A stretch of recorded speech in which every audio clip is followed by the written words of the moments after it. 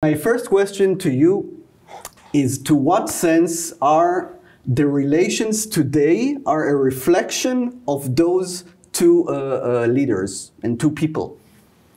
We would not be where we are today without these two leaders. I'm completely convinced of that.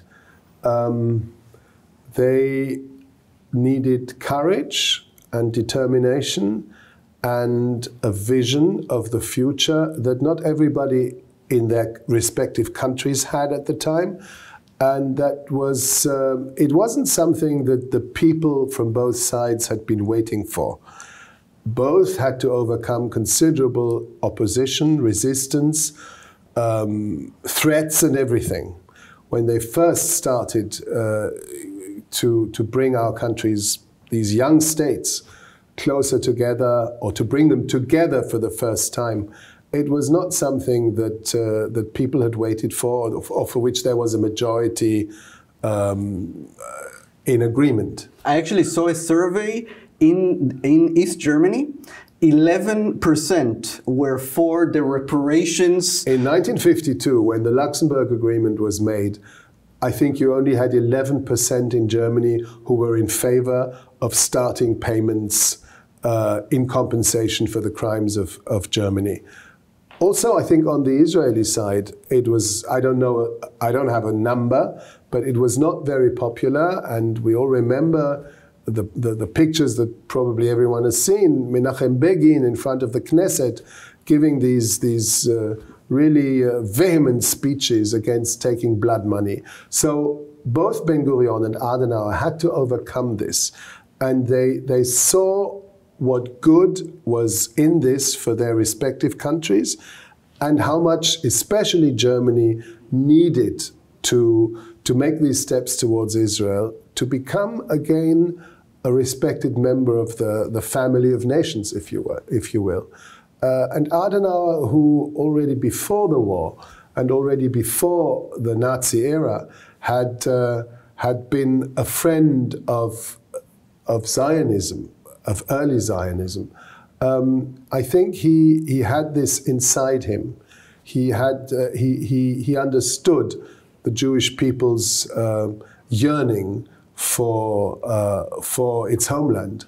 And when the chance presented itself and the opportunity, the necessity presented itself in the 1950s to bring Germany in contact again and to answer the hand that Ben-Gurion had, extended, he knew what he had to do in a historical sense. And I think those two made history. So to answer your question, we would not be where we are without them, or maybe we would have reached this point much later. The former head of the Konrad Adenauer Stiftung in Israel wrote a book about this relationship, and he referred to Adenauer as a Rhenish Catholic Zionist. Would you call Konrad Adenauer a Zionist? No, I'm not a historian, and I haven't studied Adenauer's life that meticulously. But I know that he was not only aware of Zionism, but also in support of it. It would probably have felt strange to him in the 1920s to be called a Zionist, but he was absolutely in favor of the Jewish state. And he saw that after the catastrophe and the abyss, moral abyss that Germany had sunk into through the crimes of the Nazi era, there was only one way out of this, and this was to confess to ourselves the crimes that Germans had committed, and to try to reach out to the state that is also the state of the survivors of those crimes, and try to find a way of compensating in a material way for the crimes. He knew, even though the German word for this was Wiedergutmachung, making good again, which of course is a terrible word because nothing can be made good again, but he understood the necessity of, when you look at Germany, being honest to ourselves about the crimes that were committed, and towards Israel to try to compensate materially those who could still be compensated, the survivors. I think that double act was his historical achievement. You mentioned the very important word Wiedergutmachung, and it brings me back to a very famous video of Menachem Begin, Ben-Gorion's successor, who, as you of course know, was taking completely different approach. Blood money.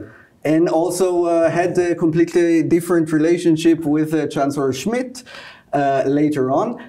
This Israeli-German relationship is a kind of a roller coaster in that sense, and I wonder, where is it going? We're in, now the exhibition is opening in May 2025. The last survivors are slowly dying in front of our eyes, including my own grandparents. You have third and fourth generations that is slowly but surely becoming not in contact with a living Holocaust survivor. And it has major influence both in Israel and, of course, in Germany. I would like to ask you, where are those relationships heading to, as you see it, in the future, now that there is no or very few living Holocaust survivors?